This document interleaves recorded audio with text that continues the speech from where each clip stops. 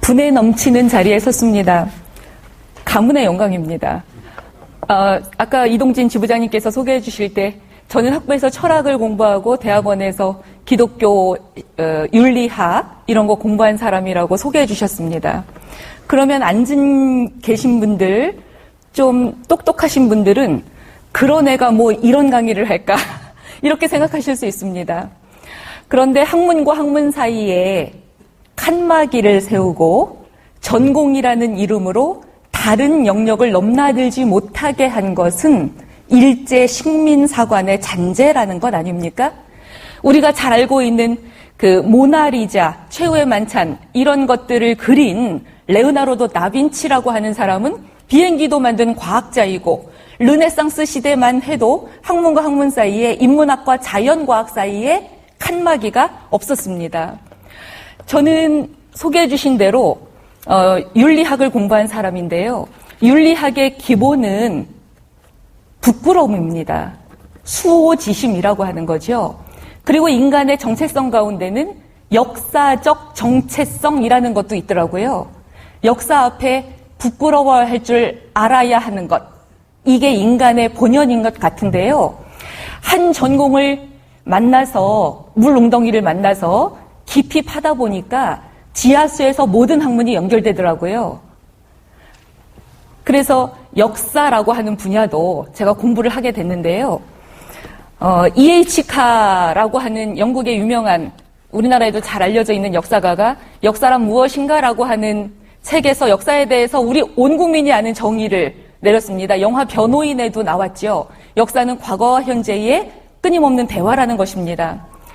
역사는 과거에 일어났던 일이라고만 알고 있었는데 그게 아니고 모든 역사는 현대사고 현대사는 곧 고대사고 과거를 돌아보려고 하는 이유는 현재의 잘못을 바로잡아서 좋은 미래를 건설해보자 하는 의미 아니겠습니까? 그런 의미에서 역사학은 윤리학이고 역사학은 미래학이라고 생각을 합니다. 오늘 제가 여러분들하고 나눌 이야기는 만주의 독립운동 기지를 만든 사람들이라고 하는 제목인데요.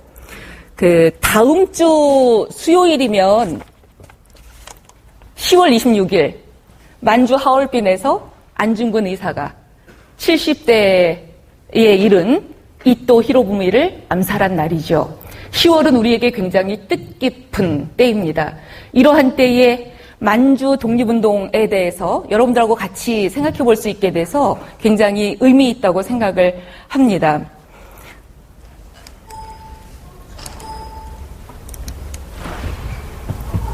네. 이 땅의 근대는 개항과 더불어 시작되었습니다. 은자의 나라 조선에게 개항을 강요했던 주체는 바로 일본이죠. 이쪽에 보시면 지금 소위 강화도 조약을 하는 장면이고요. 그 옆에는 한일 병탄이 일어나는 장면입니다. 을사늑약, 우리가 다 아는 우리의 역사죠. 과거 통신사로 이어지던 일본과 조선의 관계가 사실은 강화도 조약 이후부터는 수신사로 역전이 되죠. 통신사라는 말은 우리가 문화를 전해준다는 뜻인데 수신사라는 말은 너희들이 우리보다 앞선 문물이니 우리가 문화를 받아오겠다는 뜻 아닙니까? 만약에 고종이 대원군으로부터 대권을 물려받아서 이제 청일전쟁으로 청나라는 지금 구군이 다 했잖아요. 그러니까 일본처럼 일본도 미국의 페리제독한테 개항을 요구받고 한 5년 동안 밀당을 거쳐서 불평등 조약을 맺고 그리고도 그거를 다시 수정해 가면서 차근차근 근대화를 준비해 나갔는데 만약에 고종이 그런 해안이 있었다면 강화도 조약을 저렇게 덜컥 맺지는 않았을 겁니다. 그런데 아버지로부터 대권을 물려받고 3년 만에 강화도 조약을 서둘러 맺은 다음에 중국이 저렇게 아편전쟁, 지구상에서 가장 야비하다고 하는 아편전쟁으로 영국한테 털리고 구군이 다 했죠.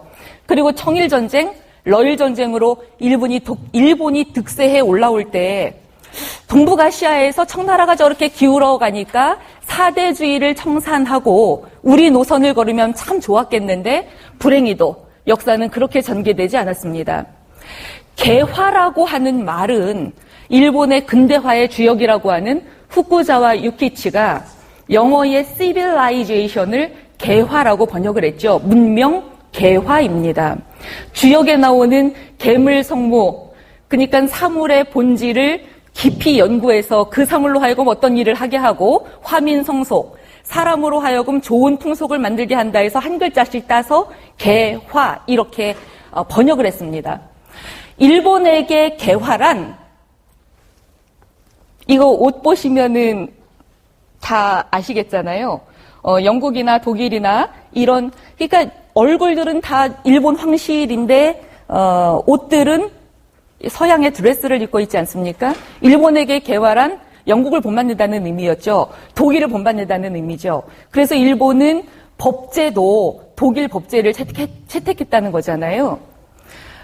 그런데 우리에게 개화라는 것은 저 장면은 지금 갑오경장 이후에 조선의 친위대들이 일본군에게 훈련받는 장면입니다. 일본에게 개화란 영국이나 유럽을 이렇게 본받는다는 의미의 탈아입구, 아시아에서 우리는 벗어나겠다라고 하는 프로젝트였다면 조선에게 개화는 일본을 본받는다는 의미였죠. 그래서 우리가 다 아는 그 갑오 개혁의 주인공들, 이 사람들은 일본 문물을 가지고 오게 되죠. 너무 슬픈 것은 강화도 조약 이후에 불과 30여 년 만에 우리에게 처음으로 개항을 요구했던 일본에게 나라를 홀랑 갖다 바치는 그런 망국에 이르는 역사가 펼쳐졌다는 거 아닙니까? 여기 보시면 이완용하고 데라우치 마사다케 이렇게 1910년 한일병탕 조약 체결하는 장면이 나오는데요. 너무 놀라운 것은 8월 22일자잖아요. 8월 16일에 이미 이완용이 가가지고 그 일본에 호우가 났으니 우리가 피해 방문한다, 위로 방문한다 하면서 가서 그 사실은 밑바닥 작업을 다 해놓는데 500년 종묘사직을 파는 이 협상이 불과 30분 만에 종료됐다는 사실이죠.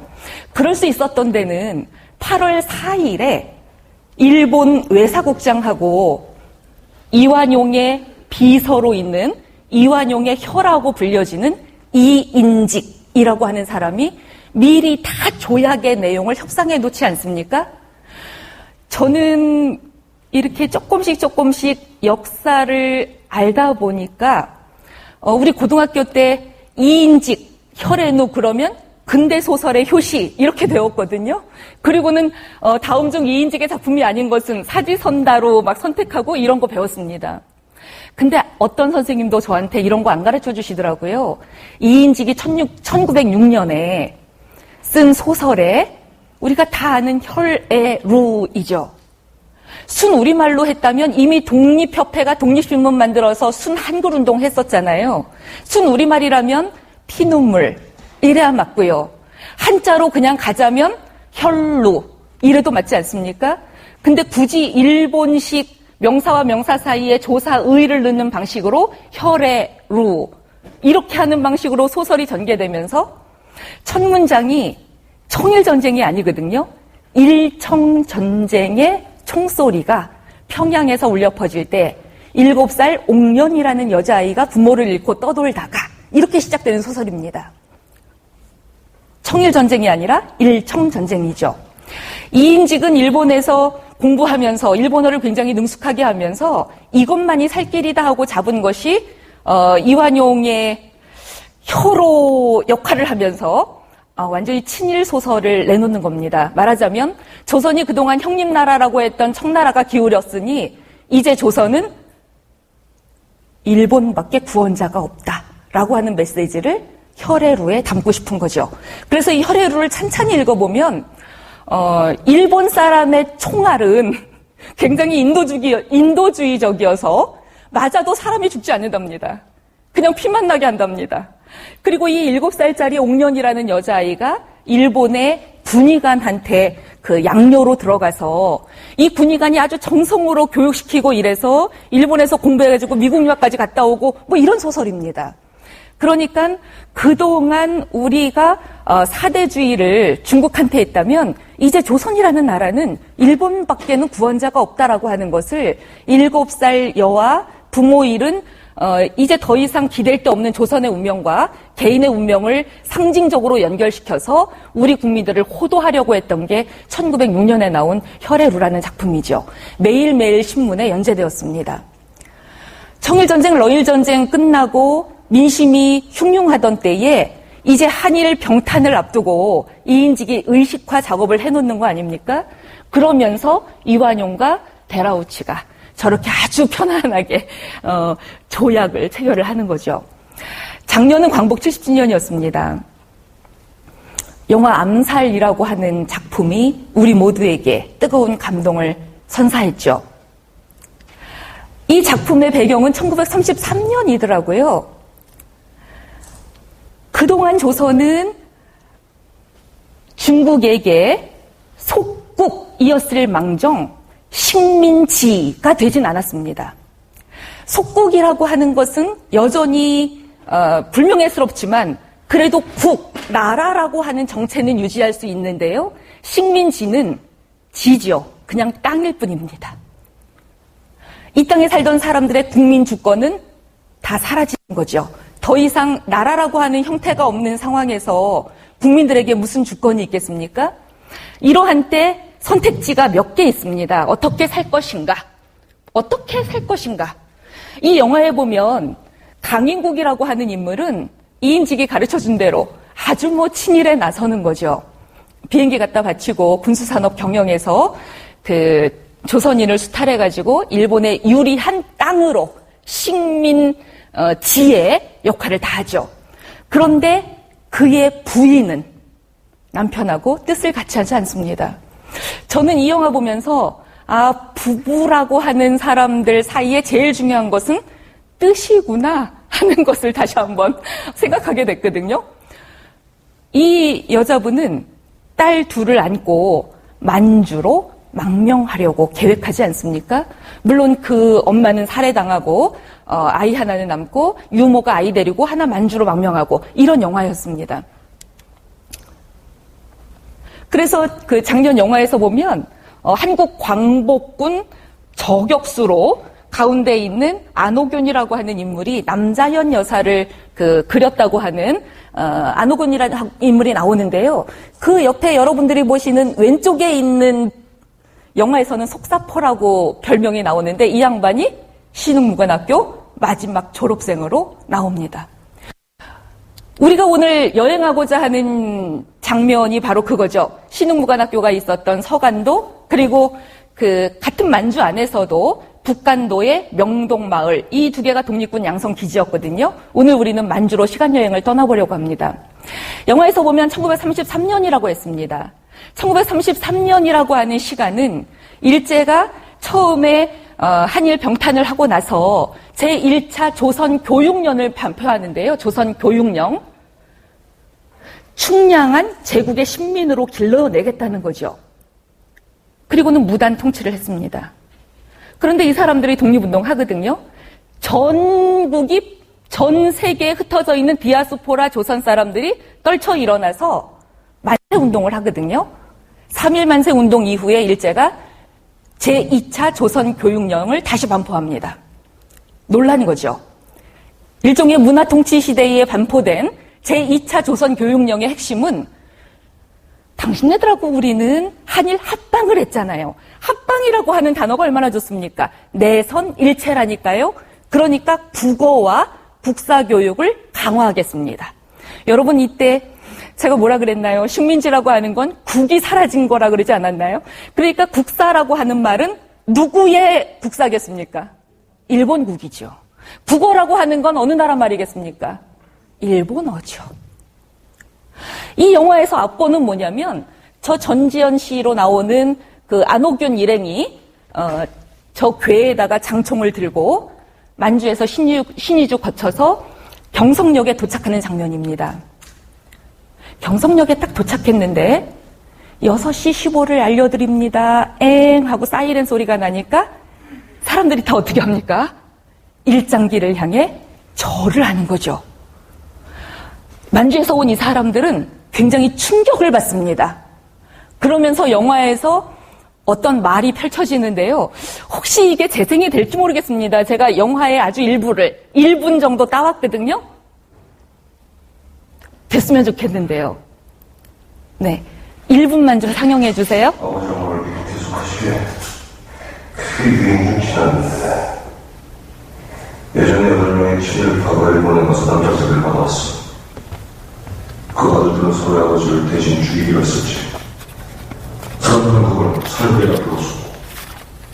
그러다가 솔직히 조선공사를 만나고 강인국을 죽인다고 독립이 되나? 우리 만주에서 지금에서 우리 세관을 크게 웃어줘도 꽂히질 않았어. 그 독립이 되는 고향으로 돌아갈 때 뭐라고 하시겠어? 둘을 죽인다고 독립이 되냐고. 모르지. 그치, 알려줘야지. 우리 계속 싸우고 있다고. 돈 때문에 모든 자는 당신처럼 살 수 없잖아. 끊어주세요. 네. 더 보고 싶으시죠? 우리 만주는 그렇지 않아 라고 하는 대목에서 소름이 끼칩니다. 만주라고 하는 땅이 갖고 있는 심상지리적 이미지가 있죠. 만주는 단군조설에 어리 배어있는 우리 민족혼의 젖줄이고요. 고구려의 기상이 서려있는 상무정신의 발원지입니다. 만주는 절대로 일본에게 굴복하지 않는 우리 민족 자존심의 땅이라고 하는 거잖아요. 1933년이면은 일본이 중일전쟁에서 승리하고 만주의 청나라 마지막 황제 푸이를 괴뢰 정부의 얼굴마담으로 앉혀놓고 그리고 만주에 흩어져 살던 오족들을 다 갖다가 오족 효파라고 하는 이데올로기 속에서 만주국이라고 하는 나라를 건설해놓고 사실은 식민 지배하고 있던 그런 땅 아닙니까? 그런데도 우리 만주는 그렇지 않다라고 하는 저 정신의 근거가 굉장히 소름이 끼칩니다. 오늘 우리가 이제 이 지역을 여행해 보려고 합니다. 간도라고 하는 땅인데요. 사이 간자를 쓰기도 하고요. 개간했다 할 때 간자를 쓰기도 합니다. 압록강하고 그러니까 만주 저 넓은 저기서 청나라하고 이렇게 사이에 국경 요 지대잖아요. 근데 저 말이 참 재밌지 않습니까? 서간도 이랬으면 동간도 이래야 맞을 것 같잖아요. 동서 이래야 되잖아요. 근데 기준이 어디에 있습니까? 저 때의 동이라는 말은 중국 쪽에서 볼 때 동간도죠. 우리가 볼 때는 북쪽에 있으니까 우리는 북간도라고 이름을 불렀다는 거죠. 서간도에 있었던 독립운동 기지, 여러분이 잘 아시는 신흥무관학교입니다. 저 밑에 있는 지도는 나중에 여러분들 보시면 아시겠지만 제가 또 여러분께 나누어드린 글에 자세히 나옵니다. 신흥무관학교가 어떻게 10년 동안 옮겨 다녔는지. 처음에는 신흥무관학교라고 이름을 못 붙이죠. 무관학교라는 말은 일제가 얼마나 소스라치게 놀라겠습니까? 그러니까 신흥강습소 이렇게 이름 붙였다가 나중에 신흥중학교 이랬다가 무장 독립투쟁을 강화해야 되겠다 해서 신흥무관학교 이렇게 당당하게 이름 붙이고 10년 동안 무려 3,500명의 독립군을 양성했다고 하는 것입니다. 북간도에는 명동마을이 있었습니다. 명동촌. 오늘 이제 우리는 그 두 마을을 여행해 보려고 하는 것입니다. 나라가 망하면 소위 지식인이라고 하는 사람들은 어떤 행태를 취해야 할까요? 지식인도 두 종류가 있죠. 이완용하고 이상용 선생님, 여러분 보시는 우측에 앉아 계신 중국 복장을 하신 이상용 선생님, 대한민국 임시정부 3대 대통령을 하신 분이죠. 안동 명가 출신이십니다. 지식인은 두 종류가 있습니다. 이완용하고 이상용하고 동갑내기입니다. 1858년생. 아주 아이러니합니다. 한 지식인은 어용지식인입니다. 자기 머릿속에 든 지식을 활용해서 개인의 이해관계에 충실하게 살아냅니다. 그런데 진짜 지식인은 어떻게 살아야 하는 걸까요? 2015년에 미국 조지아주 언어연구소에서 흥미로운 실험을 했습니다. 인간하고 가장 가까운 유인원과에 속하는 수컷 보노보 원숭이하고 암컷 고릴라한테 인간의 언어를 가르쳤어요. 얘네들 지능이 한 IQ가 한 70 정도 된다는 겁니다. 언어를 한 2,000개를 가르치니까요. 인간하고 감정 표현도 되고요. 언어도 구사를 합니다. 전자레인지에 팝콘 넣고 튀겨 먹을 줄도 압니다. 세상에. 그런데요. 인간과 유인원의 진짜 차이는 뭘까요? 이 언어연구소에서 결론을 내렸습니다. 유인원들은요. 감정 표현도 그대로 하거든요. 기분 나쁘면 나쁘다 그러고요. 좋으면 좋다 그러고요. 리액션도 다 있어요. 의사소통, 상호작용 다 됩니다. 언어를 가르쳐 놓으니까. 그런데 기계를 조작할 줄은 알지만 그 기계의 작동 원리를 궁금해하지 않더랍니다. 인간은 어떻습니까? 어렸을 때 라디오 많이 뜯어보셨나요? 인간은 어떤 걸 보면 이게 어떻게 해서 이런 원리가 돌아가지? 이를테면 사과나무 아래서 사과가 떨어지는 걸 수도 없이 많이 보죠. 그런데 누군가는 질문합니다. 사과는 왜 위로 떨어지지 않고 아래로 떨어질까? 인간은 만물에 대해서 질문하는 존재입니다. 일제의 식민교육이 1911년 조선교육령, 1919년 제2차 조선교육령을 통해서 계속해서 강화시켰던 것은 주입식 교육입니다. 질문하지 말라는 거죠. 궁금해하지 말라는 겁니다. 그냥 시키는 대로만 해. 노예교육이죠. 그래서 식민사관이라고 하는 것은 정확하게 노예사관입니다. 이들은 질문을 합니다. 지식인은 질문을 합니다. 인간은 어떻게 살아야 하는가? 우리는 무엇을 선택할 것인가? 옆에 계신 유학자 매천 황현 선생님입니다. 나는 붓으로 우리 민족이 어떻게 일제에게 패망해 가는가 끝까지 고발하고 조선이 선비를 키워낸 지 500년인데 나라가 망하는 날 아무도 자결하는 이 없다는 것은 수치다 라고 하시면서 음독자결을 했다는 거죠. 이것은 소극적 저항입니다. 이상용 선생님은 안동 명문가 출신이십니다. 이상용 선생님이 임청각의 주인 아닙니까? 임청각은 아웃칸이에요. 제지사족입니다. 부동산도 얼마나 많은지 모릅니다. 이게 위에 있는 게 옛날 사진이라고 하고요. 아래에 있는 건 지금 찍을 수 있는, 지금 가서 보시면 저렇게 나와 있는 사진인데요. 이상용은 식구들 다 데리고 집단 망명을 했잖아요. 일제의 개로 살 수는 없다 이런 생각 아니시겠습니까? 일제가 조선 사람들은 나라를 파는 대가로 지식인들한테 자기 주고 돈 주고 그러면 다 머리를 조아리는데 저렇게 양반 중에서 사대부 가문인데 퇴계학문을 공부했다는 안동 명문가가 한 150명 정도가 집단 망명을 해버리니 얼마나 일제의 자존심에 구멍이 나겠습니까? 이 집에다가 잔혹하게 보복을 한 것이 99칸 집을 반토막을 낸 겁니다. 중앙선 철도를 낼 때 일부러 10km를 돌아가게 굴을 몇 개를 뚫어가지고 저 집을 반토막을 내서 지금 가보시면 저렇게 철도가 놓여 있다는 거 아닙니까? 민족 정기를 끊어버리겠다는 잔혹한 보복이죠. 이상용은 전형적인 유학자였습니다. 과거 시험 준비했고요. 그렇게 살았어요. 그런데 여러분도 다 아시다시피 의병운동이 일어나지 않습니까? 처음에는 그 민비 시해 사건, 이때 이거를 전기의병이라고 하죠. 을미의병이라고 합니다. 단발령 때문에 선비들 머리 자르라 그러니까 의병들이 다 일어났습니다. 그러더니 을사늑역 때 두 번째 의병운동이 일어납니다. 을사의병 이렇게 중기의병이라고 합니다. 그리고는 정미칠조약 1907년에 고종황제가 강제로 양위당하고 그때 후기의병 이렇게 세 차례의 거대한 의병운동이 일어나죠. 이상용 선생님은 처음에는 상을 당해가지고 의병운동에 못 나갔는데요. 집안의 자금을 거의 만냥 1억회를 댔다 그래요. 뒤에서 조종하십니다. 그리고 이 집안의 어머니가 권씨신데 외삼촌 권세연이라고 하는 분이 의병장으로 나가시거든요. 하여간 이상용 선생님을 가만히 보면 이분은 다 친인척 집안끼리, 안동 명문가 집안끼리 그렇게 구국, 애국, 민족 운동에 다 뛰어드시더라고요.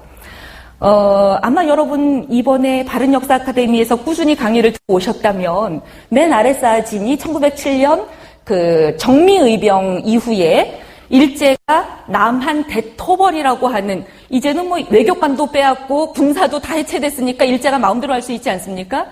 그러니까 남한 대토벌이라고 하는 작전명 하에 호남 지방만 강타해서 주로 토벌 작전을 했다는 걸 한번 강의 들으셨을 겁니다.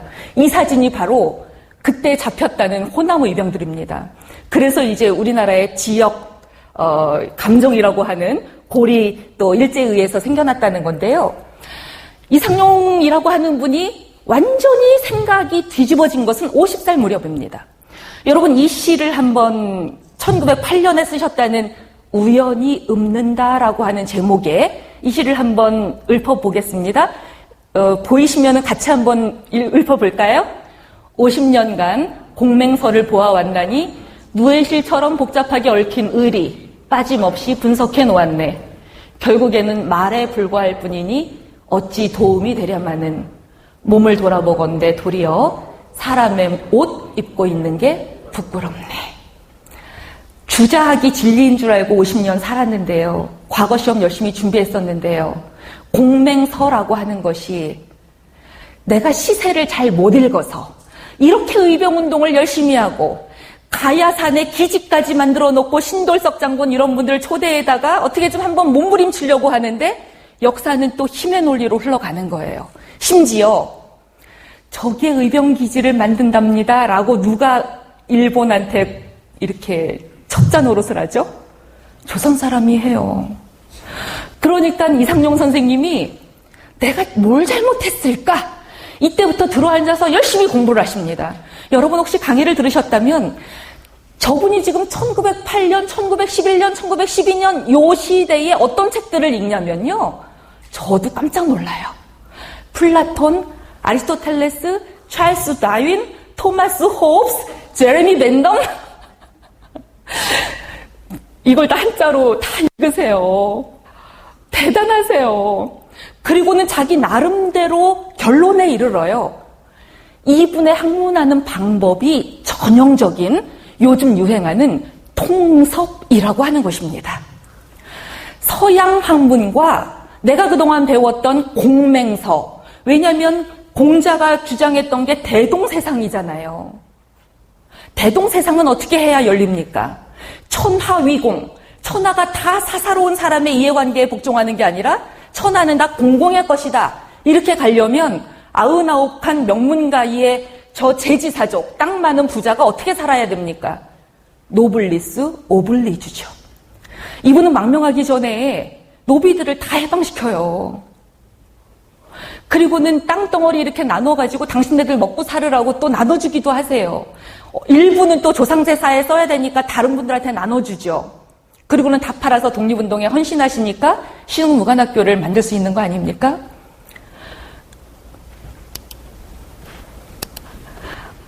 이분이 이제 생각을 바꿔 먹고 나서 그때부터 보수 유림에서 소위 혁신 유림으로 거듭나십니다. 저는 사람이 나이 40이 되면 불혹이라고 논어에는 나옵니다. 불혹. 흔들리지 않는다는 거죠.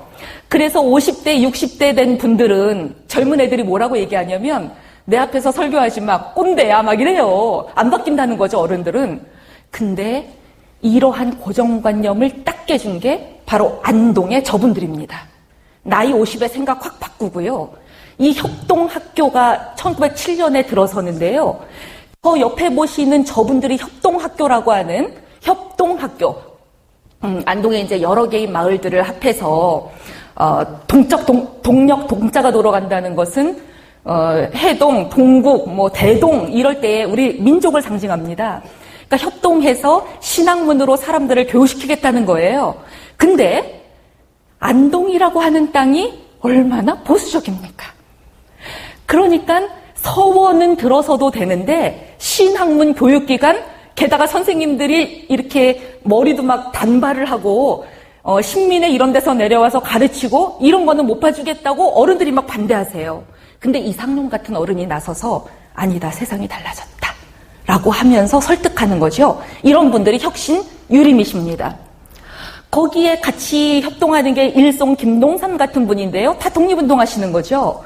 협동학교 장소를 김대락 선생님이 내주시는데요. 이분의 호가 백화입니다. 그래서 이 집이 백화구려, 백화라고 하는 분의 이제 옛집인데요. 50칸을 딱 띄어서 학교로 내주시거든요. 이분은 몇 살에 생각이 바뀔까요? 백화 김대락. 백화 김대락은 이상용 선생님하고 처남 매부 사이입니다. 이상용의 부인 되시는 김우락이라고 하는 분의 오빠 되시거든요. 60세에 생각이 바뀌어요. 저는 이 안동분들을 통해서 인간은 죽을 때까지 마음만 먹으면 생각이 바뀔 수 있다. 이거를 믿어요. 인간은 40이 됐다고 고집부리고 옛것에만 퇴행적으로 이렇게 소위 젊은 친구들이 이야기하는 것처럼 꼰대들 때문에 우리 미래가 안 돼 이렇지 않고 이분들처럼 50대, 60대에도 얼마든지 생각이 바뀔 수 있다. 이런 믿음을 이분들이 심어줬는데요. 김대락 선생님이 자기가 왜 생각 바꿨는지 시로 남기셨습니다. 늙은이가 눈 어두워서 죽은 듯이 누웠다가 창문에 기대어 대한서라고 하는 책을 우연히 읽게 됐어요. 책이라기보다 밑에 보니까 대한협회 서유감 이렇게 나오는 거죠. 대한협회에서 나온 아마 소식지를 읽으신 모양이에요. 석주 이상용 선생이 몰래 갖다 놨습니다. 읽다 보니까 폐부를 찌르는 말 마디마디 간절하니 두늘에 흐르는 눈물 옷깃을 적시네. 이게 이분이 환갑 때 쓰신 시예요. 이러더니 이분도 혁신유림으로 딱 거듭나서 우리 집에 와서 학교해. 이 나라 살려야 돼. 애국 계몽운동 해. 이렇게 해주시는 거죠. 김대락 선생님의 누이 동생에는 김락이라고 하는 분도 있습니다. 제가 이 뮤지컬을 놓쳤어요. 작년에 안동문화예술의 전당 서울 KBS 홀에서 독립투사의 어머니 김락이라고 하는 뮤지컬을 했대요. 여러분은 김락 여사를 알고 계셨습니까? 김대락, 김우락, 김락 이 집안을 알고 계셨습니까? 김락 여사의 시아버지는 향산 이망도 퇴계 이황 선생님의 11대 손이시죠. 나라 망했다 매천 황현처럼 자결하십니다. 그리고 오빠인 김대락, 형부인 이상용 다 망명하잖아요. 만주로. 남편 이중업 열심히 독립운동하시다가 병으로 세상 떠납니다. 아들도 독립운동했습니다. 일제가 이 김락 여사를 잡아다가 얼마나 고문을 했으면 두 눈이 실명을 당하십니다. 그리고는 정신병자처럼 시아버지 잃고 남편 잃고 아들 잃고 그렇게 헤매시다가 홀로 만 67세에 1929년에 세상을 떠나시죠. 그리고 더 놀라운 것은 여러분 영화 암살에서 보면 막 이렇게 도박하는 장면 이런 거 나오지 않았나요? 그런데 김락 여사의 사위가 김용환인데요.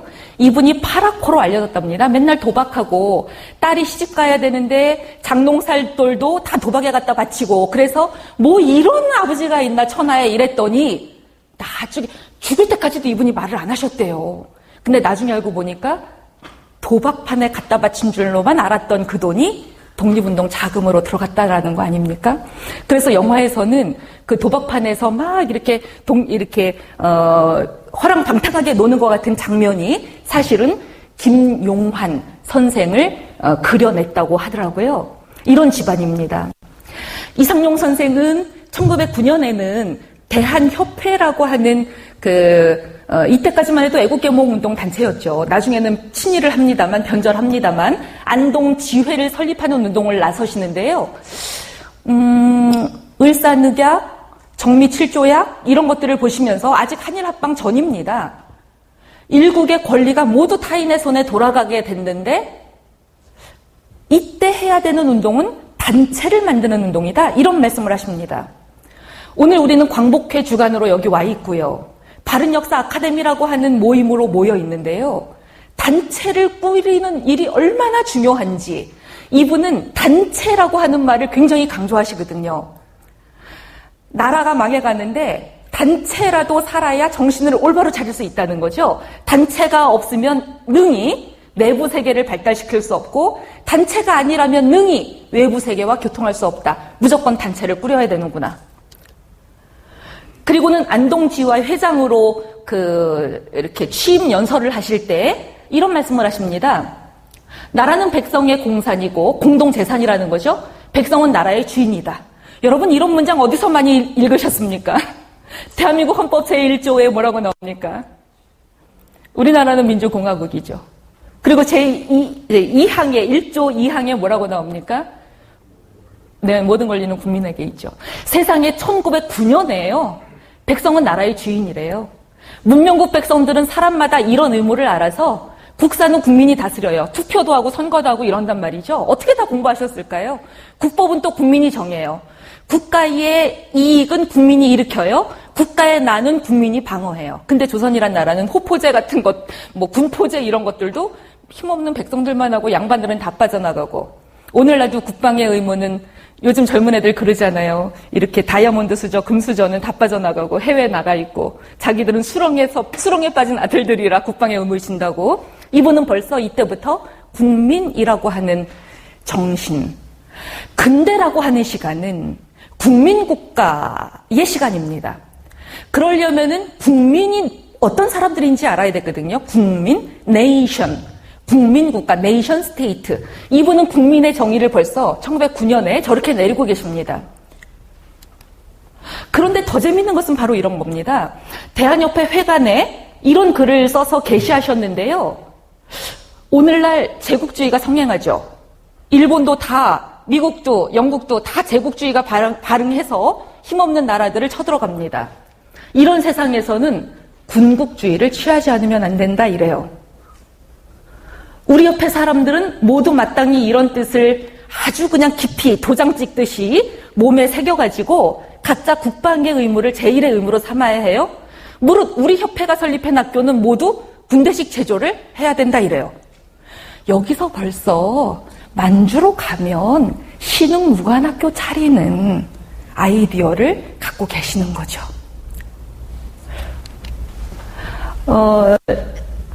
2011년 신흥무관학교 설립 100주년 행사가 열렸었네요. 그러니까 1911년에 신흥무관학교가 생겼네요. 몇 월 며칠인지 혹시 기억하십니까? 아는 분들이 이렇게 이야기합니다. 1911년 음력 5월 14일, 양력으로는 6월 10일 신흥무관학교가 열렸다. 그러니 이날이 우리나라 국군의 날이 되면 얼마나 좋았을까.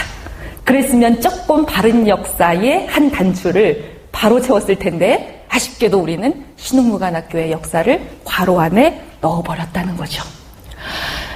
이날 행사를 하면서 세 분을 조명했네요. 저기 옆에 큰 사진으로 보이시는 것은 여러분도 잘 아시는 우당 이회영 선생님 가문이죠. 우당 이회영 선생님 6형제가 요즘 돈으로 아주 낮게만 환산을 해도 한 600억 원 정도를 다 해가지고 신흥무관학교 차리는데 희사하셨다는 이야기는 여러분도 이미 알고 계실 겁니다. 그리고 석주 이상용 선생님 얼굴 보이고요. 맨 옆에 있는 분들은 서고 이동영 선생님이십니다. 여러분 혹시 아시는지 모르겠습니다. 신흥무관학교 설립한 주역으로 세 사람을 조명하면서 이동영 선생님까지 저렇게 조명을 했는데요. 이동영 선생님은 사실은 북간도 서간도에 다 중요한 사람입니다. 기독교인이었고요. 여러분들이 천안을 내려가실 일이 있다면 아마 이동영 선생님을 만나실 수 있을 겁니다. 서고 이동영. 저 옆에 보시니까 사진의 가운데, 아랫줄 가운데 김구 선생님 앉아 계시네요. 이동영 선생님은 김구 선생님과 더불어 대한민국 임시정부에 굉장히 헌신하셨죠. 신흥무관학교, 북간도의 명동학교 다 연결되시면서 이분이 상동교회 상동청년학원 출신이시거든요. 한국의 근현대사는 놀랍게도 여러분은 별로 인정이 안 되실 수도 있지만 한국의 기독교사와 또 나란히 가는 면이 있습니다. 초기 기독교는 이렇게 민족운동과 결을 같이 했습니다. 이분들이 만주로 떠났던 여정이야 두말할 뭐 하겠습니까? 얼마나 심란하고 신산한 세월이었겠습니까?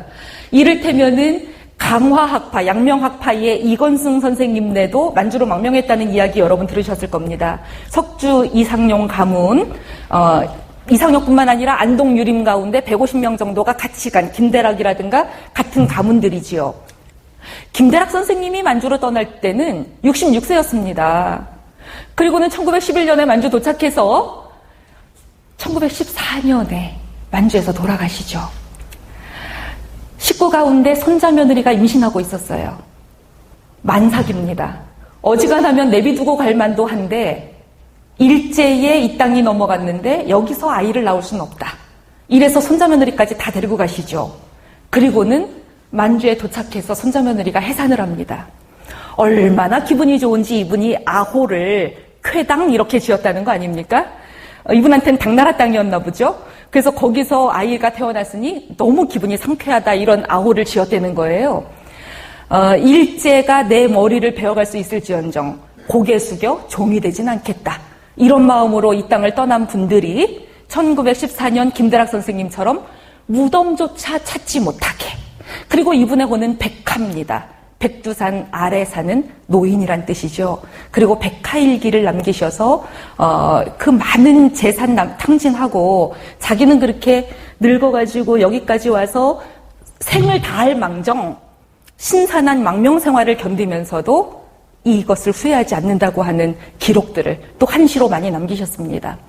이분들이 횡도천에 모였습니다. 그래서 저렇게 여러분 다 아시는 삼원보라고 하는 추가가, 추씨들이 많이 모여 살아가지고 추가가라고 하더라고요. 그래서 저도 여기 가봤어요. 뒤에 대고산 있고 소고산 있고 그래서 독립운동하기 딱 좋아요. 뭐 일본 떴다 그러면 얼른 산으로 피하면 되고요. 여기서 경학사라고 하는 걸 차리고 이것이 기본이 되어서 신흥무관학교를 만들게 되는데요. 경학사 이렇게 말하니까 밥 깔고 공부하는 단체 뭐 요 정도로 이해하신다면 우리가 일부밖에 모르는 것입니다. 경학사 사장에 이상용 선생님이 취임하는데 경학사는 일종의 대한민국 임시정부가 수립되기 이전 만주에 세워진 망명정부라고 이해하시는 게 훨씬 더 쉽습니다. 신흥무관학교 저게 언젠가요? 2011년이네요. 신흥무관학교 설립 100주년 기념 250원짜리 우표도 발행됐네요. 저런 거 하나 갖고 계시나요, 혹시? 제가 역사를 좀 일찍 알았더라면 저 우표 발행되는 날 가갖고 줄이라도 서서 좀 저거 좀 사는 건데. 저거 몰랐어요. 여기 보시면요. 칼 춤추고 말을 달려, 뭐 이렇게, 몸을 달려놓고, 뭐 높은 인격, 자신을 기리, 뭐 이런 글자들이 나옵니다. 이게 뭐냐면요. 신흥무관학교 교가입니다. 여러분들하고 이제 같이 한번 불러보려고 하는 거예요. 신흥무관학교 교가 같이 한번 불러보려고 해요. 신흥무관학교 교가. 그런데요. 혹시 이 중에 교회 다니시는 분들 계시다면요. 이거 노래 틀어드리면 이거 어디서 많이 듣던 건데? 이러실 수 있어요. 한번 일단 어떤 노래인지 좀 잠깐 보시겠어요? 신흥무관학교 교가.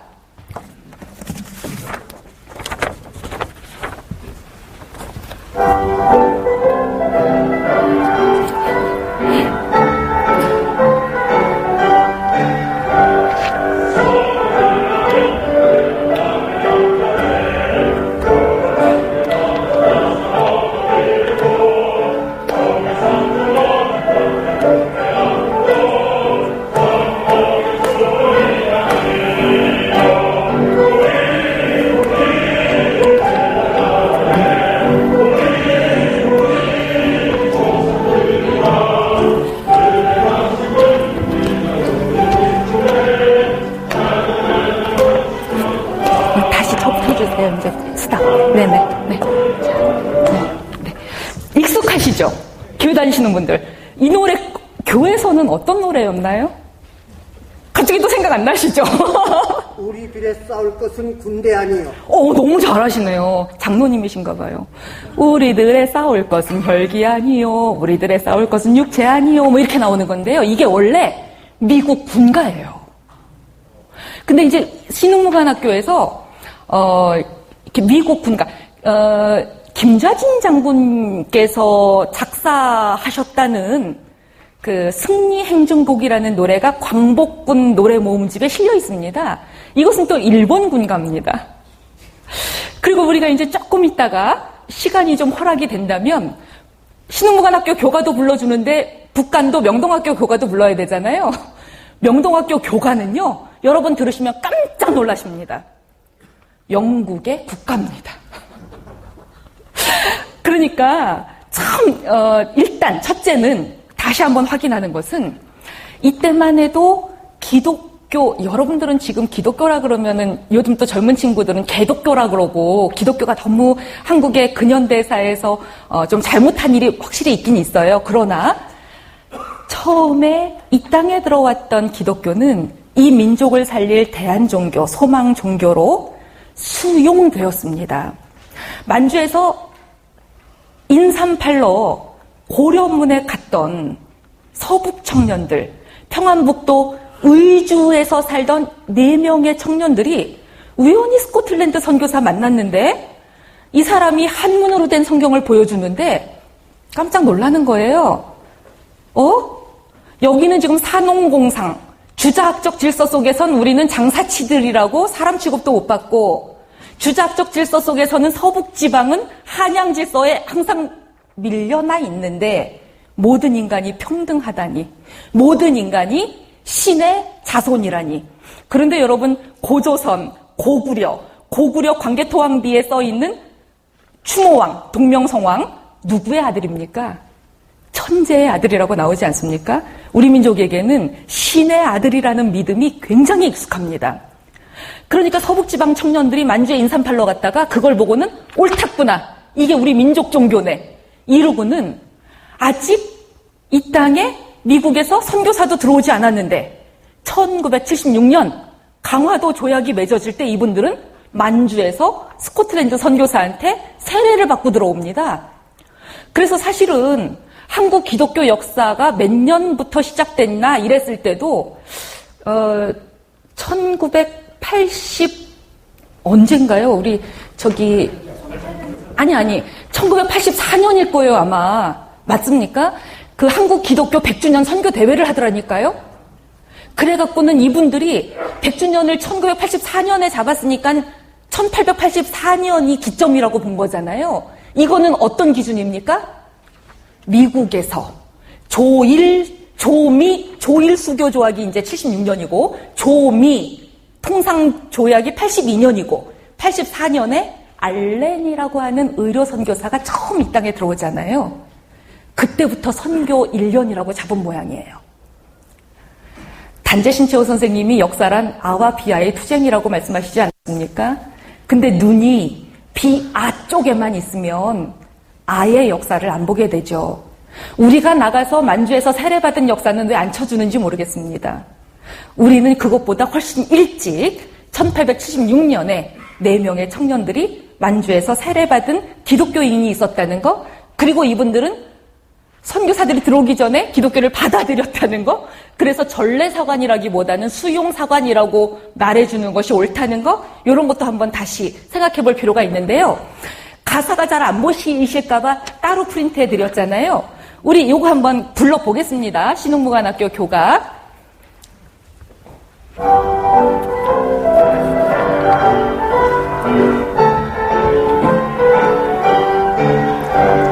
서북으로 흥룡대원 남해 영절에 여러 만만 헌원 자손 업어 기르고 동해 섬중 어린 것들 쁨에다 품어 젖 먹어 기른 이는요 우리 배달나라에 우리 조상들이라 끓는 피가 우리 핏줄에 잘잘잘 펼치며 돈다. 기왕이면 다 하면 안 좋을까요? 네. 네네. 말리 나고는 밤.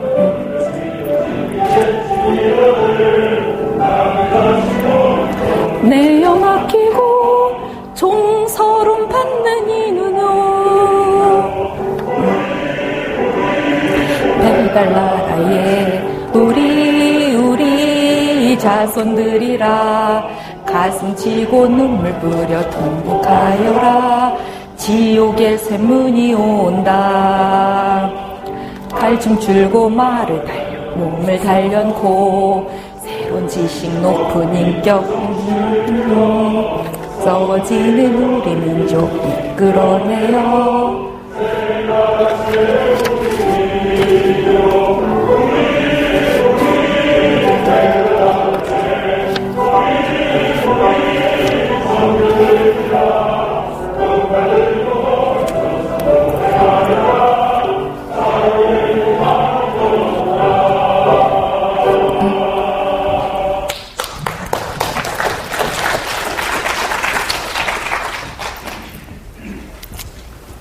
감동적이셨어요?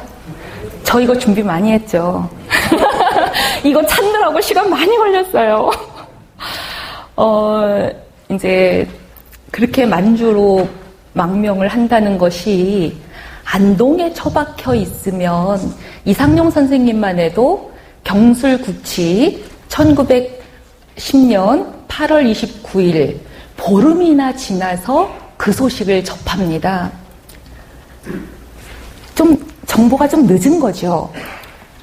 그런데 그때부터 칩거에서 틀어박혀서 이분이 지도 보는 일로 소위를 하셨대요. 어떤 지도나 만한 지도랍니다. 그러니까 만주를 남의 땅이라고 생각 안 하고 여기까지를 다 고조선 고구려 우리 땅이라고 끌어안으면서 내가 망명을 한다면 어디로 가야 되나 그렇게 공부하셨던 모양이에요. 그때 마침 서울에서 협동학교 교사들도 다 신민의 사람들이 많았거든요. 서울에서 신민의 사람들이 내려와서 이회영도 만주로 간다 그러고 신채호 뭐 우리가 다 아는 내용들이죠. 양기탁 이런 분들이 만주에 망명해가지고 군사 훈련 시켜서 독립전쟁 준비한다고 한답니다. 선생님도 참여하시겠습니까? 그때부터 이분은 부동산 처분해가지고 만주로 넘어갈 준비를 하시는 거죠. 그렇게 해서 경학사 차리고 신흥무관학교 열심히 하고 있는데 1919년에 4월 11일 여러분도 아시다시피 대한민국 임시정부가 어디에 들었습니까? 상해에 들어서죠. 왜냐하면 상해는 외국에 여러 공사관들도 많이 와 있고 외국 학교, 국제학교도 있고 거기가 조계지라 외교, 국제 외교에 능한 곳이라 상해에 차렸는데요. 사실은 만주에 이미 군 정부가 있었기 때문에 한족회, 경학사가 한족회로 발전해서 산하에 군 정부를 두거든요. 저는 이제 이런 게 조금 아쉽다고 생각이 드는 거죠. 상해 임시정부 내무총장 안창호 선생님이 이상용 선생님한테 편지를 쓰십니다.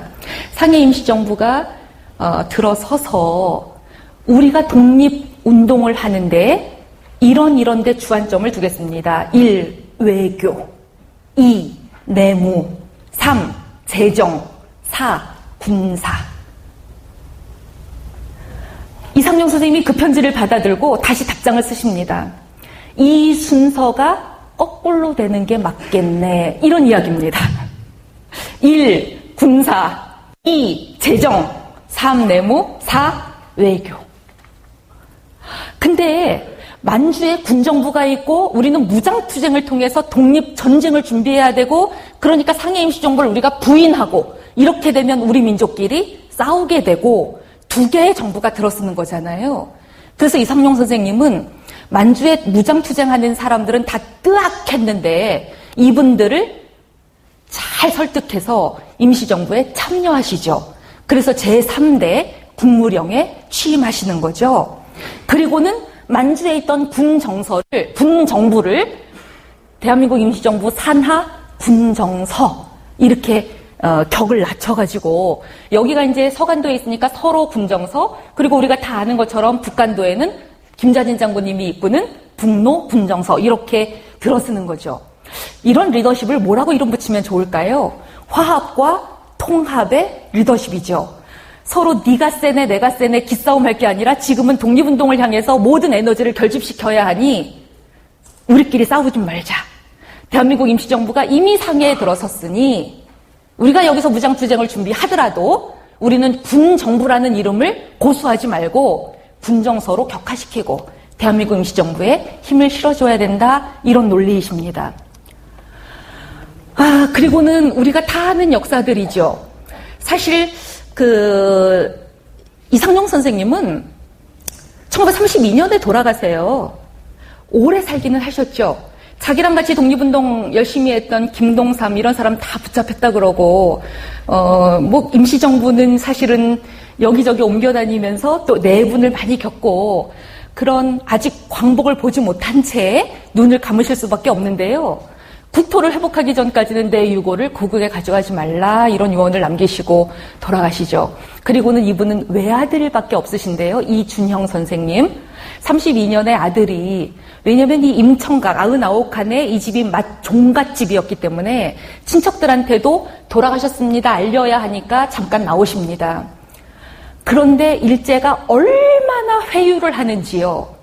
이준형 선생이 그 회유를 못 견디고 나중에 자살을 하십니다. 그러니까 독립운동 하면은 3대 망한다 이런 말을 어떻게 해야 될지 모르겠어요. 그러니까 이 집안은 완전히 이렇게 독립운동 하시다가 이제 사실은 그런 아픔을 많이 당하셨는데요. 재미있는 것은요. 우리가 북간도의 김야견 선생을 보려고 하는데요. 김야견 선생님하고 아까 이상용 선생님하고는 정확하게 10년씩 계산하면 됩니다. 저분이 이완용과 동갑인 1858년생이었잖아요. 김야견은 1868년생입니다. 이상용은 1932년에 돌아가셨잖아요. 이분은 1942년에 돌아가십니다. 서간도의 대통령, 북간도의 대통령 두 리더가 동일한 생을 그렇게 사셨더라고요. 북간도에 어떻게 이런 마을이 들어섰나 한번 역사를 잠깐 보면요. 김야견 선생이 한 40살 됐을 때쯤 아닙니까? 청일전쟁으로 나라가 기울었습니다. 이분은 그때 벌써 시세를 읽는 거예요. 함경도에 살고 있었기 때문에 이분들은 어차피 한양 질서에 동화될 생각은 없었고요. 만주로 넘어가야 되겠다 이 생각을 하셨습니다.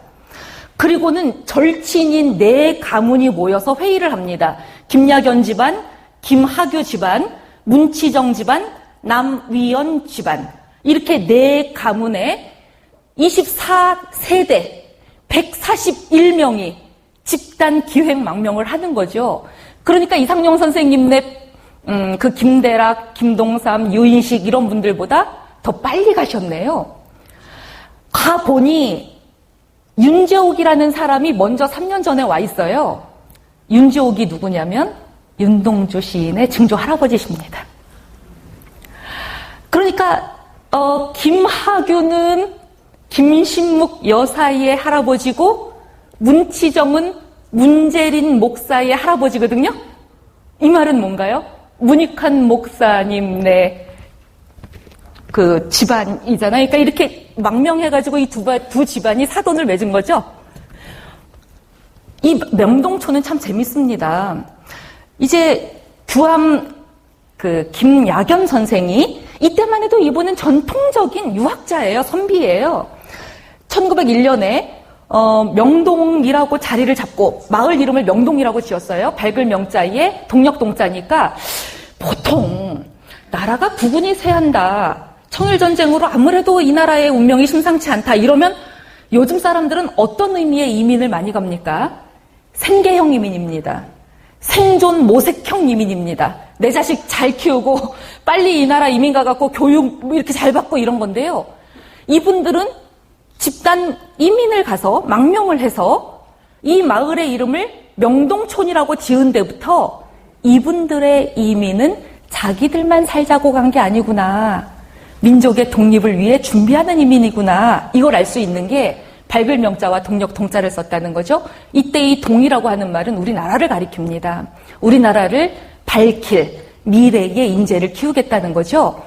그래서 규암제를 1901년에 세우시는데요. 1901년 규암제 앞에 있는 사진이래요. 여기 앞에 자전거 몇 대가 놓여 있어요.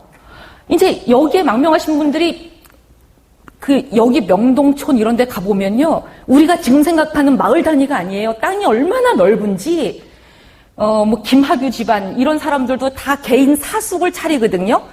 그런데 그 중에서 제일 잘 가르친 게 이 규암제였나 봐요. 김야견 선생님 집안이었나 봐요. 학생들이 자전거까지 타고 와서 여기서 이제 배우고 있었던 거예요. 이때의 교육 철학은 뭐였냐면, 신식병, 맹자에 입각해서 신이 있고 같이 먹으면서 군사훈련도 받고 육체도 건강하게 하고 이런 전인교육 사상 이렇게 유교식으로 가르치고 있었습니다.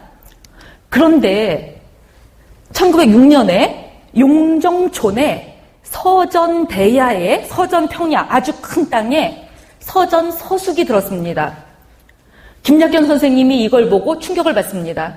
내가 그동안 뭐 가르친 거야 얘네들한테. 나는 공맹사상에 입각해서 애들을 바른 백성 이런 것만 되면 되는 줄 알았는데 서전서숙이 딱 들어섰는데 교육이 달라요. 역사 가르치고 지리 가르치고 철학 가르치고 법학 가르치고 국제법 가르치고요. 군사훈련 시키고요. 이 사람들이 누구냐? 이상설 선생, 아래 이동영 선생, 정순만 이런 사람들입니다. 이승만, 정순만, 박용만, 독립운동 3만이라고 하는 사람들이잖아요. 서전서숙을 보면서 충격을 받아요. 신학문 가르치네? 좀 다른 사람들이 왔네? 신민회에서 보낸 사람들, 그리고 서울의 상동 청년학원 출신들, 기독교인들 와가지고 다른 걸 가르치네? 그런데 서전서숙이 문을 닫아요. 이듬해에. 왜? 이상설 선생님이 여길 가야 되거든요, 지금. 우리가 다 아는 역사예요. 헤이그 밀사 사건 이래서 네덜란드 가는 거예요, 암스테르담에. 가가지고 이제 암스테르담 옆에 있는 헤이그에 가서 제2차 만국 평화회의에 다 아시죠? 이준, 이위종, 이런 사람들하고 세 사람이 그 중에 제일 높은 게 이상설이잖아요. 이분이 정사, 그리고 이준 열사가 부사 이렇게 하고 갔는데 만국평화회에 딱 가니까 일본이 다 손써놔서 제국들끼리는 편먹고 조선의 운명 따위는 관심도 없고 그러니까 얼마나 열받으면 이준 열사는 자결하고 뭐 이랬다는 거 우리 다 아는 얘기들이잖아요. 그러니까 이상설이 저기를 가야 되니까 서전서숙의 문을 닫을 수밖에 없어요. 근데요, 재밌는 건 이런 겁니다. 이때가 1907년이거든요. 아직 한일 병탄 일어나지 않았어요. 그리고 여러분, 간도라고 하는 땅은 일본이 지금 자기네 땅이라고 할 수 있습니까? 없습니까? 없죠. 그리고 여기는 지금 조선 사람들이 와서 다 개간해서 한 70% 이상이 조선 사람들인데 소속은 만주 이쪽이니까 중국 정부거든요. 아직 신해혁명 안 일어났으니까 청나라 일으켰네요. 그죠? 그런데 일제가 1907년부터 이 서전서숙을 눈여겨봤다는 거예요. 그래서 이때 임시 간도 파출소가 있는데요. 거기서 회유작전 들어옵니다.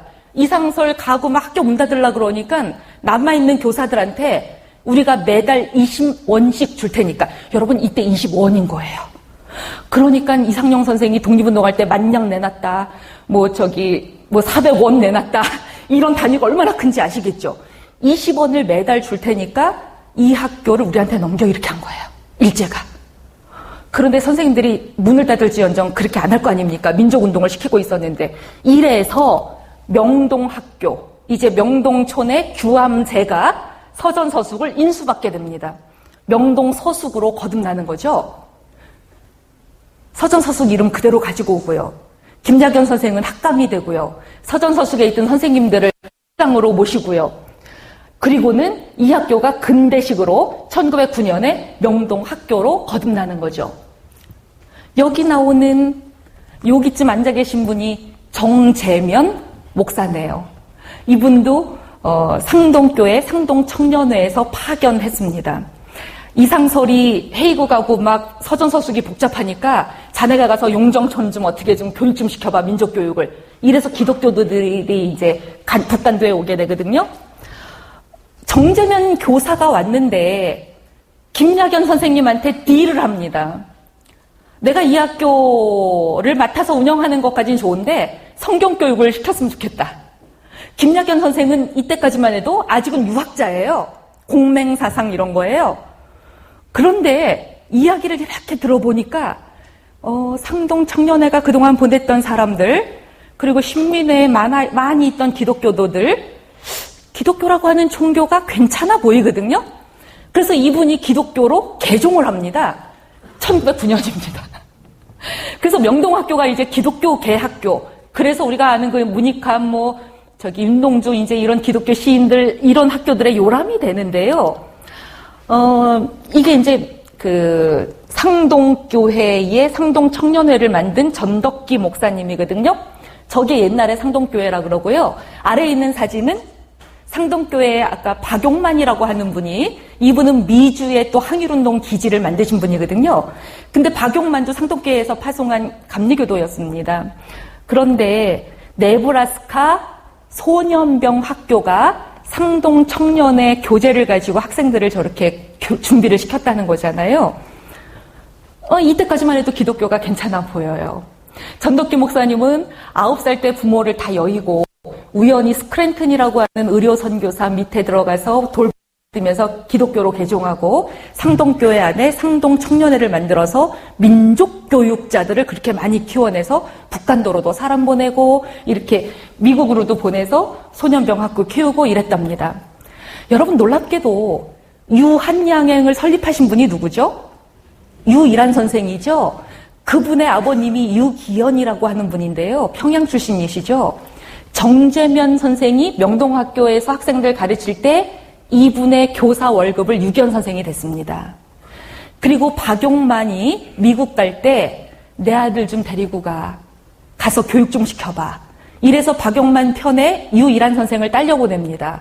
그래서 유일한 선생은 네브라스카 소년병 학교에서 군사훈련을 받은 그런 민족, 그래서 자본이라고 하는 건 동양척식 주식회사가 쫙쫙 민족자본 수탈해 가는데 우리는 경제를 그렇게 하면 안 된다. 이분은 장사꾼이셨잖아요.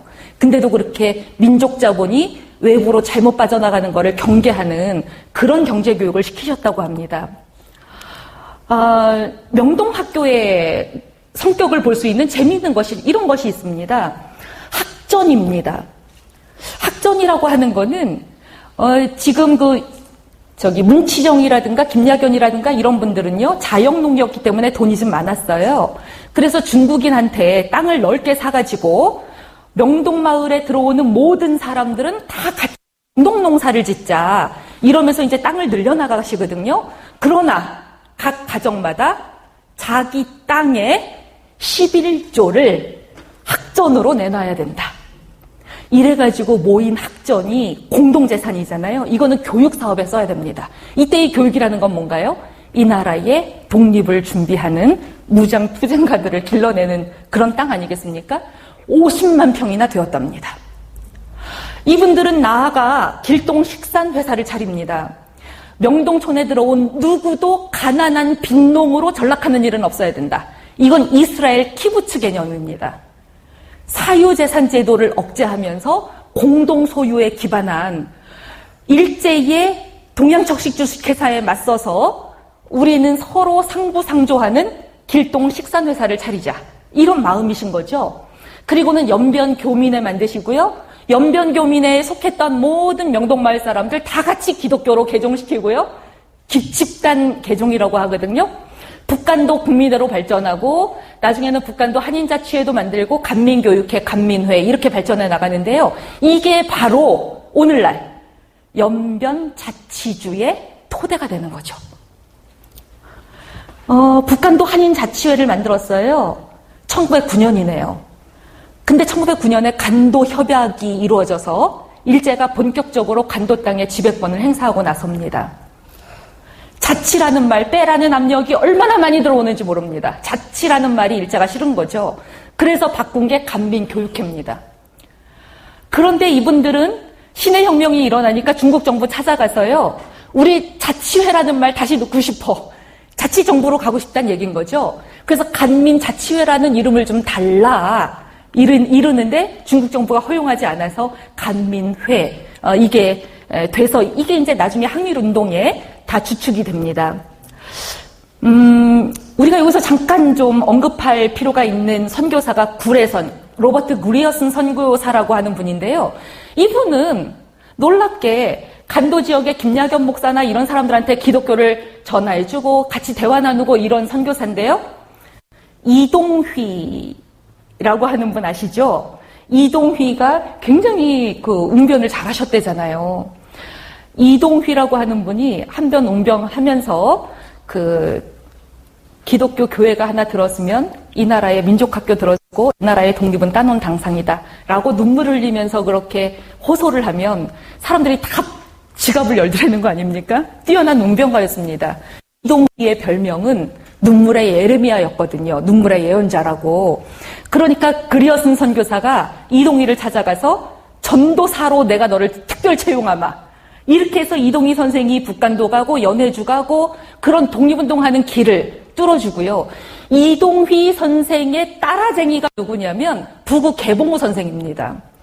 개봉우라고 하는 분은 천민 출신이신데 이동휘를 따라 기독교로 개종하고 그리어슨 선교사가 이분이 망명할 수 있도록 도와주고 그래서 북간도에 길동학교 가서 역사 가르치고 연해주 넘어가서 또 독립운동하고 이런 연결이 되거든요. 다시 말하면 당시에 간도 지역을 이렇게 치리하고 같이 협력하고 이랬던 캐나다 선교사들은 가츠라 테프트 조약으로부터 자유로웠기 때문에 미국 선교사가 아니기 때문에 이 나라 독립운동에 같이 뛰어들었다는 거죠. 푸른 눈의 조선인 선교사라는 칭호를 얻은 분들이 바로 간도 지역에서 활약했던 캐나다 선교사들이었습니다. 명동교회고요. 저기에 십자가 보이네요.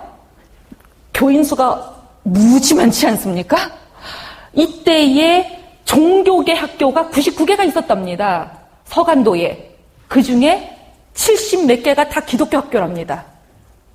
어마어마하죠? 기독교 학교들은요. 단군 초상과 태극기를 같이 걸고 교육받았고요. 예배 시간에도 단군 초상과 태극기가 나란히 걸려 있었대요. 용정교회입니다. 저 용정교회에서 1933년인가요? 몇 년인지 정확하게 기억나지 않는데요. 여름 성경학교를 마치고 교사들이 학생들하고 찍은 사진인데 여러분 저 중에 윤동주 시인 찾아보세요. 윤동주 시인 얼굴이 있습니다. 예, 용정중학교, 용정에 있는 은진중학교 졸업하고 평양숭실학교로 진학하려고 준비하는 과정에 주일학교 교사로 저렇게 봉사하면서 같이 찍었대요. 저기 어딘가에는 문익환 목사도 있습니다. 명동소학교 졸업식. 이쪽에 있는 분이 문익환, 뒷줄 맨쪽에 있는 분이 윤동주. 나란히 가죠. 사상계 만드셨던 1973년에 의문사 하셨다는 장하준 선생. 장준하 선생, 제가 좀 뭐랬어요? 지금 시간이 너무 갑자기. 네, 장준하 선생, 그리고 가운데 문익환 목사님, 그리고 윤동주 시인 이렇게 있습니다. 맨 끝에 있는 분은 누구신가요? 나운구 선생이에요. 명동학교 출신이세요. 이분이 1926년에 여러분 다 아시는 무성영화 아리랑, 그 3.1운동에 참여했다가 끌려가갖고 고문당한 청년이 미쳐가지고 미치지 않고서는 살 수 없었던 그 시대를 고발하는 영화를 찍었던 나운구 선생도 명동학교 출신이라는 거잖아요. 명동학교는 명동여학교도 있었습니다. 여자들이 이제서야 비로소 신학문 배우면서 남녀 평등이라고 하는 거를 맛봤다는 거잖아요. 재밌는 것은요.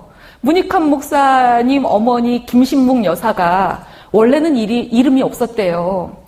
이름이 고막내였대요. 고막내. 왜냐면 딸만 자꾸 나니까 딸은 그만 나라고 그만 나 이렇게 해갖고 고막내 이렇게 불렸는데요. 시집을 갔는데 시아버지가 얘야 학교 들어섰단다. 너도 공부하렴. 이래가지고 남편하고 나란히 남편은 명동중학교 가고 자기는 명동여학교 가고 학교 갔더니 선생님이 네 이름 뭐냐? 이래서 묵묵하게 신앙을 지키면서 이렇게 살아낸다고 김신묵이라고 하는 이름을 학교 간 다음에 얻었다는 거잖아요. 명동 기종 여자 청년회 너무 재밌습니다.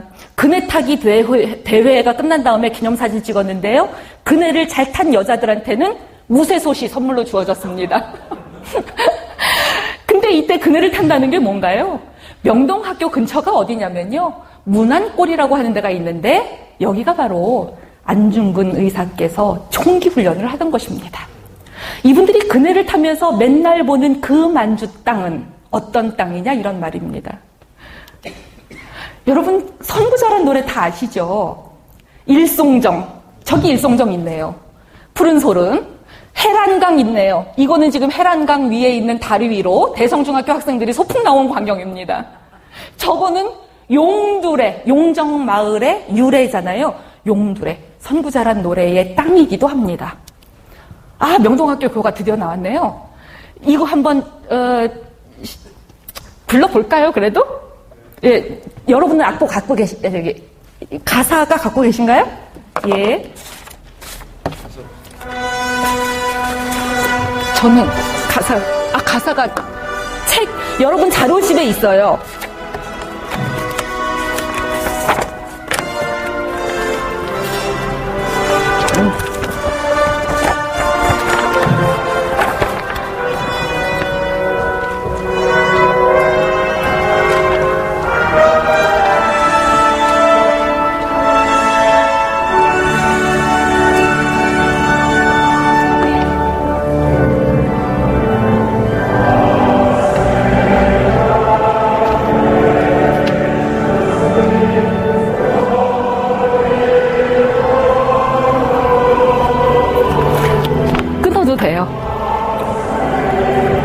예, 아니 대충 제가 이거는 영국에서 국가가 나올 때 이렇게 웅장하게 나온다 이겁니다. 막 관악기가 뻥뻥뻥뻥 이렇게 나오고요.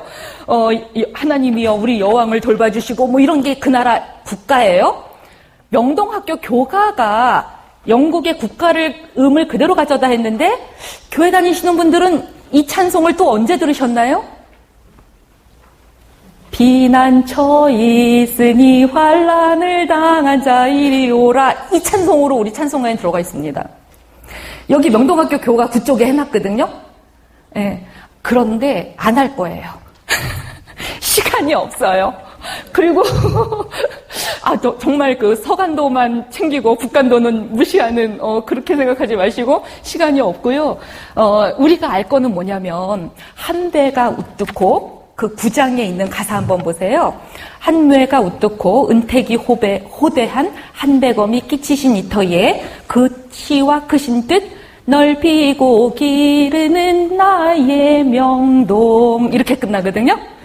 그런데 여기 한배검 나오잖아요. 한배검이 단군 왕검이라고 하는 거 아닙니까? 이 말은 뭐냐면은요. 명동촌, 용정촌, 북간도라고 하는 땅은 다종교, 다문화가 꽃피는 조선산 기독교의 평화로운 땅이었다는 사실입니다. 일제 때 그 1901년생이신데요. 함석헌, 김교신 동갑내기인데요. 일본으로 유학가서 우찌무라 간조라고 하는 선생님을 만나서 기독교를 배우게 되는데 우찌무라 간조라고 하는 분은 괜찮은 기독교인인 거죠. 왜냐하면 이분이 동경대 교양학부 교수로 있을 때 일본 천황이, 일본 일왕이 교육치거를 반포를 하고 학생과 교수는 다 교육치거에 요배를 해라. 이렇게 하니까 이분은 나는 기독교 신앙인데 유일신 사상인데 천황이 신이 아닌데 천황의 일개 명령에 절할 수 없다 이래가지고 가만히 꼿꼿하게 서 있습니다. 그래서 이거를 불경 사건이라 그러거든요. 교수직에서 잘리죠. 기독교의 본래 정신은 초월이라고 하는 정신이 있어서 초월이라고 하는 건 인간이 만든 모든 것들을 신의 뜻이라고 그대로 묵고하지 않는다는 거거든요. 그걸 뛰어넘는다는 거죠. 우찌무라 간조는 나한테는 두 개의 죄가 있는데 하나는 저펜, 하나는 지저스. 그리고 이때 이 지저스는 일본이 힘약한 조선을 침략해 들어가고 이거를 신의 이름으로 묵과하고 그런 예수가 아니라는 거예요. 그래서 이분은 조선 청년들에 대해서도 굉장히 정의로운 시각으로 대우해주고 이랬죠. 조선 기독교 청년들이 우찌무라 간조한테 배운 것은 그거였습니다. 민족이라고 하는 이름을 망각한 채로 기독교를 무작정 수용해서는 안 되는 거구나. 아무런데도 나는 조선인이구나. 그래서 이분들은 조선산 기독교라고 하는 운동을 펼치신 것이 소위 1920년대 무교회 운동이라고 하는 건데요. 미국 기독교에 종속되지 않고 조선 기독교를 해보자는 거죠. 김교신의 기독교의 또 다른 별명은 김치 기독교였습니다.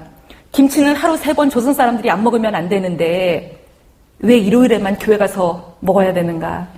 그리고 기독교인들이 부르는 노래들이 다 남의 나라 국가일 뿐이니 조선 노래는 과연 어디 있는가, 이런 걸 고민하셨던 분들이에요. 질문하셨던 분들이에요. 근데 저는 이 간도 땅을 바라보면서 북간도야말로 조선산 기독교, 이렇게 서로 종교색이 다르다고 민족운동이라고 하는 당면 과제가 있는데 교세 확장을 위해서 서로 치고받고 이런 거 말고 우리는 똑같은 단군 내 자손들이니까 평화롭게 이 땅에서는 서로의 종교 인정하면서 하자, 이랬던 종교 문화를 꽃피웠던 땅이 또 북간도였거든요. 그리고는 3.13 3월 13일 용정 만세운동이 일어나는 거죠. 김여겸 목사님 뭐 이런 분들은 다 여기에서 분명히 활약하셨던 분들이고요. 서전 대야에서 맨 앞에 명동학교 선생님들과 명동학교 학생들이 브라스 밴드를 하면서 8천여 명이 웅장하게 용정에 있는 그 일본 영사관을 향해서 진군을 갔다고 합니다. 미리 중국 정부의 허가를 받은 시위였기 때문에 합법이었음에도 일본은 총질을 해댔죠. 바로 저 5층 대건물 앞에서 수많은 학생들이 목숨을 잃었습니다. 그래서 3.13 반일 의사비가 있는데요. 지금 가보면 이게 이제 그 이후로 북노군요서 뭐 신민부, 정의부, 참의부 이분들은 끊임없이 남에 의해서 주어지는 도둑 같은 해방 말고 우리가 투쟁에서 얻어내는 우리의 진정한 무장 항일 운동, 이런 독립을 꿈꿔야 되겠구나 하고 열심히 운동을 하셨다는 거죠. 1919년 3.13 용정 만세운동에 대한 일제의 보복은 잔혹했습니다. 명동학교 불지르고요. 뭐 김여겸 목사님은 감옥에 갇히고요. 굉장히 힘들었습니다. 그리고 여러분 다 아시는 간도 참변.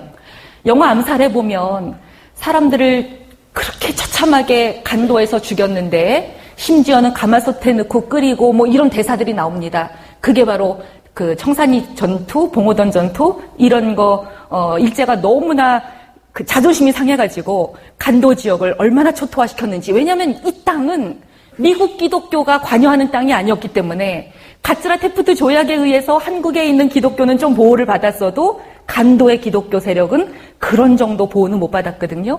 그래서 처참하게 보복을 했는데요. 그럼에도 간도에서는 이 무장투쟁의 열기가 가시지 않았습니다. 여러분 혹시 철혈 광복단이라는 6명의 청년들이 15만 원 탈취 사건이라고 하는 거 한 거 아십니까? 조선은행 회령 지점에서 간도 출장소로 15만 원을 송금한다는 연락을 받았답니다. 요즘이야 텔레뱅킹, 인터넷 뱅킹 하면 되지만 옛날에는 무장 소송 마차를 타고 가거든요. 6명의 청년들이 용정 동량어구에 매복해 있다가 그 마차를 탈취하거든요. 영화감독 김지훈 씨가 거기서 아이디어를 얻어갖고 좋은 놈, 나쁜 놈, 이상한 놈 이런 영화를 만들었다고 하는 건데요. 이 15만 원 탈취 사건이 15만 원이 얼마나 큰 돈이냐면요. 당시에 소총 한 자루가 30원인가 3원인가 뭐 이랬대요. 그러니까 15만 원이면요. 5천 명이 다 중무장을 할 수 있습니다. 블라디보스톡 가서 총기만 사오면 되거든요. 근데 또 누가 밀고를 한 거예요. 누가 밀고 했겠어요? 조선 사람이. 일본에 이제 회유를 받고 밀고를 해갖고 6명 중에서 1명만 도망가고 5명은 1921년에 서대문 형무소에서 사형당합니다. 서대문 형무소 가면 그분들의 이름이 있습니다. 이게 이제 간도 참변에 대한 이야기고요. 작년에 또 영화 동주 나와서 우리에게 또 간도 땅에 대해서 명동 학교에 대해서 큰 깨달음을 줬었잖아요. 영화에서도 잠깐 나왔지만 저게 바로 명동교회에 있었던 높은 십자가였습니다.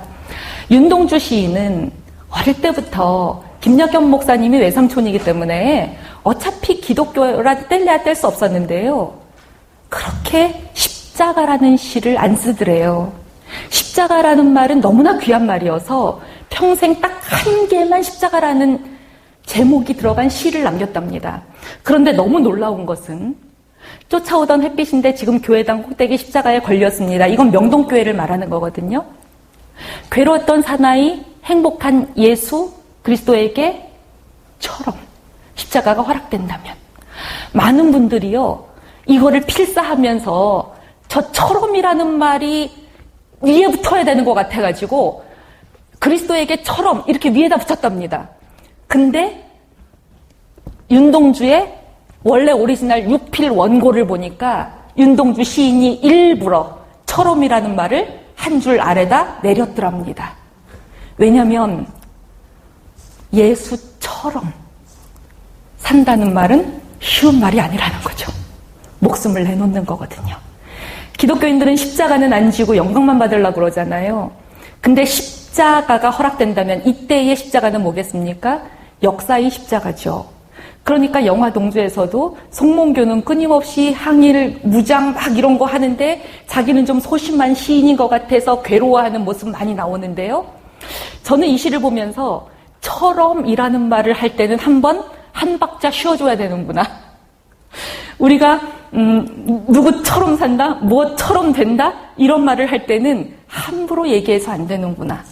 그리고 더 재밌는 것은 윤동주는 예수와 그리스도 사이에 점 하나를 찍었습니다. 역사상 살았던 예수와 기독교인들이 신앙의 대상으로 신으로 추앙하는 그리스도는 다르다는 거죠. 그 시간이 없어서 그런데 저 밑에는 심지어 제가 영화 동주에 나왔던 윤동주의 26살 나는 참외록을 쓴다, 뭐 파란 녹이 낀 9일 거울 속에 막 이런 거 있잖아요. 시 몇 개를 이렇게 집어넣어놨어요. 저 준비 많이 했어요. 시간이 없습니다. 그런데 이제 마지막 요거 김여견 목사님 1942년 10월 29일 10월은 정말 중요한 달이네요. 이분의 유언이 어떻습니까? 이분의 마지막 말이 어떻습니까? 유언 하나 남겨주시지요 이랬더니 내 삶이 곧 내 유언이다. 내가 어떻게 살았는가 이걸 보라는 거죠. 너무 멋있었습니다. 이렇게 오늘 우리는 서간도의 대통령 이상용 신흥무관학교 그리고 북간도의 대통령 김야견 그가 만든 명동촌 이 두 항일운동의 거점지를 살펴보면서 자발적 망명, 자발적 디아스포라를 택했던 고난의 십자가, 역사의 십자가를 졌던 분들이 남긴 마지막 말들 뼛속 깊이 새겨봅니다. 감사합니다.